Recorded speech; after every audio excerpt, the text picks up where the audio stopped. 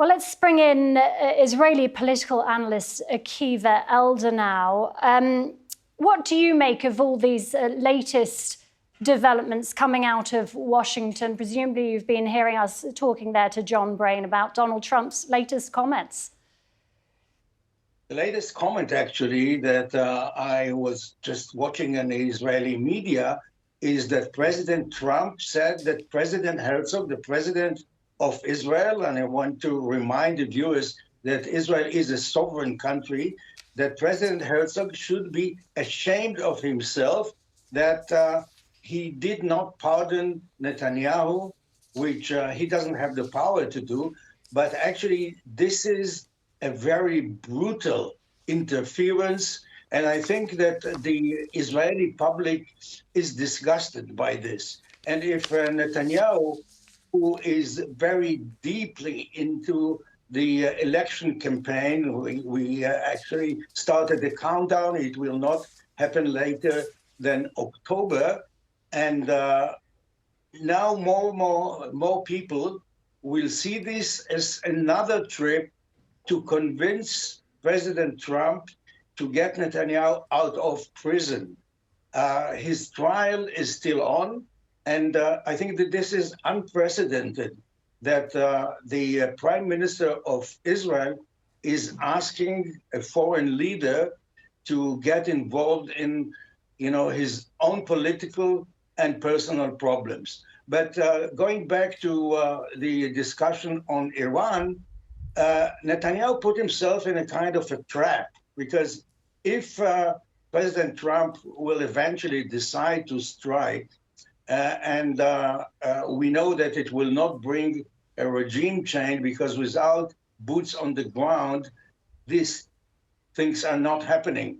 And Israel had to learn the lesson from convincing the American administration, the Bush administration, to strike Iran, and they were stuck in this mud for many, many years. So if Netanyahu, it turns out that he convinced, or this will be the headlines in Israel, that the Israeli hero magician convinced the president of the United States, and I want to remind you that he convinced President Trump to get out of the deal that President Obama made with Iran. And now, if he fails, which I think that he, when I listened to what he said before he took off back to Israel, he actually admitted that he failed to convince President Trump to strike Iran, or to put more pressure on Iran, not just to give up the nuclear ambitions, but also the long-term missiles and the proxies. You mentioned the upcoming elections expected to take place no later than October, Akiva. Is every move that Netanyahu makes in the coming months an inseparable part of his campaign? Do you think it's safe to say now? I don't rule out the possibility that Netanyahu is interested in escalation, both in Gaza and vis-a-vis Iran, in order to put the elections on hold and to postpone them as far as he can, and hoping that maybe President Trump will convince President Herzog to do what Netanyahu wants.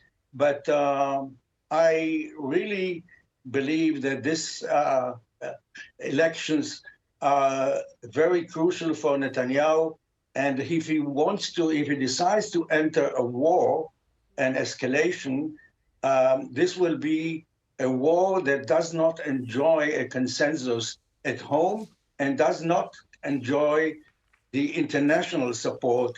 I think that the majority of the Israeli public don't have any appetite to go back to the, to the shelters and to lose more and more what's left from Israeli prestige in the Middle East and the international community. You mentioned the international community there, Akiva. If Trump does decide to go ahead with an attack on Iran, is Israel likely to face criticism from Arab countries that are very vocally opposing an escalation? I can, if nobody is listening, I will give you a scoop.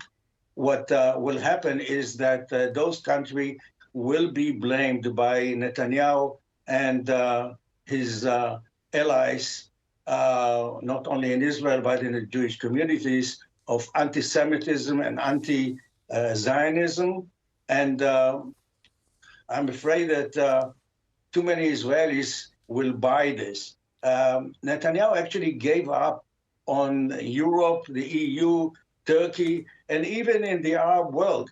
We know that the majority of the Gulf countries, and we know that Qatar and the Emirates have access to the White House. And unlike Netanyahu, I think that they will visit the White House from the main entrance and not from the pizza delivery gate. Akiva, we really appreciate your time and your thoughts. Thank you very much for speaking to us here at TRT World. My pleasure.